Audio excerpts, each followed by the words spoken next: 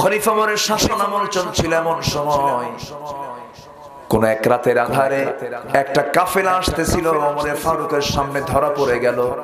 ওমরে ফারুক বলছেন, এটা কোন কাফেলা, কোন জায়গা থেকে আসে? ভিতর থেকে, অন্ধকার থেকে ভিতর থেকে জবাব দিচ্ছে, মিন ফাজ্জিল আমিক। এটা কোরআন শরীফের একটা আয়াত, মিন ফাজ্জিল আমিক, প্রত্যন্ত অঞ্চল থেকে আসতেছে। ওমরে ফারুক মনে মনে চিন্তা করলেন, এর ভিতরে অবশ্যই একজন বিচক্ষণ কোন ব্যক্তি আছে, কোরআনের মুফাসসির আছে, কোরআনের জ্ঞানবান আছে, কোরআন দিয়ে উত্তর দিচ্ছে। এবার তিনি বলছেন, ঠিক আছে। মনে মনে চিন্তা করলেন, যেহেতু কোরআন দিয়ে উত্তর দিল মিন ফাজ্জিল আমিক, যাবে কই? এটা তো কোরআন শরীফের নাও থাকতে পারে। এবার তিনি বললেন, ঠিক আছে, মিন ফাজ্জিল আমিক, বুঝতে পেরেছি, যাবা তোমরা কোথায়? সঙ্গে সঙ্গে ভিতর থেকে জবাব আসতেছে, ইলা বাইতিল আতিক। যেরকম সুবহানাল্লাহ।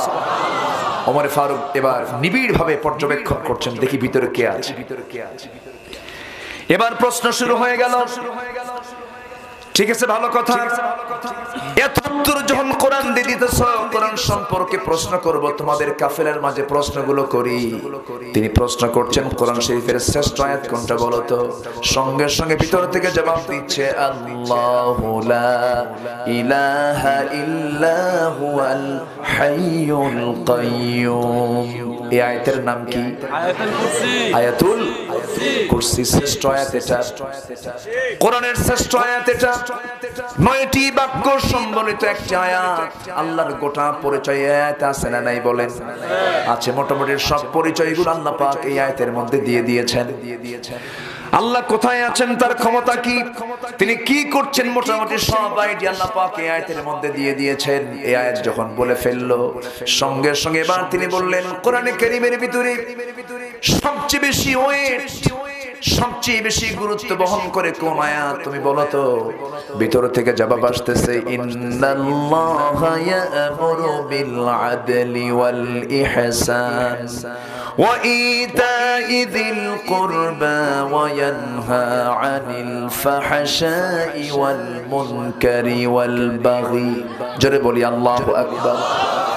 হযরত ওমর ফারুক আশ্চর্য হচ্ছেন, সত্য জবাব দিয়ে দেয়। কোন প্রত্যন্ত অঞ্চল থেকে আসে, কে, তার পরিচয় জানবো, জানার চেষ্টা করব, দেখি তো কে এটা। আবার তিনি প্রশ্ন করছেন, এবার বলো তো কোরআন শরীফের সবচেয়ে আশাব্যঞ্জক আয়াত কোনটা, যেটা দেখলে পরে মনে প্রশান্তি আসে?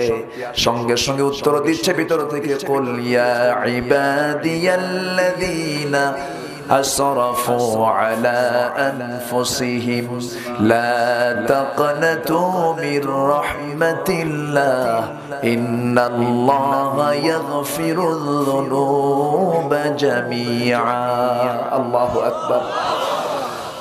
এই উত্তর হয়ে গেল। এবার ওমর ফারুক বলছেন, ঠিক আছে, কোরআনে কারীমের ভিতরে সবচেয়ে ভয়ানক আয়াত কোনটা, যে আয়াতটা পড়লে পরে হতাশা কাজ করে, বিশাল টেনশন কাজ করে, সে আয়াতটা কি বলো তো? ভিতর থেকে জবাব দিচ্ছেন, সেই লোকটা একজন ব্যক্তি জবাব দিচ্ছেন, কিন্তু জবাব দিচ্ছেন, ফামাইয়া'মাল মিসকালা যাররাতিন খায়রান ইয়ারাহু ওয়া মাইয়া'মাল মিসকালা যাররাতিন শাররান ইয়ারাহু। যারা পরিমাণ যে ভালো কাজ করবে, তার রেজাল্ট সেদিন সে পেয়ে যাবে।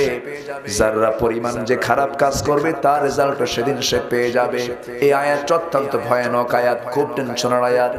ওমরে ফারুক রাদিয়াল্লাহু তাআলা আনহু অন্ধকারের ভিতরে দাঁড়ায়া এবার তিনি বলে ফেললেন, শোনো, আমি নিশ্চিত, আমার বিশ্বাস, এই কাফেলার মধ্যে সেই সাহাবীটাই আছে যার নাম হলো আব্দুল্লাহ ইবনে মাসউদ রাদিয়াল্লাহু তাআলা আনহু।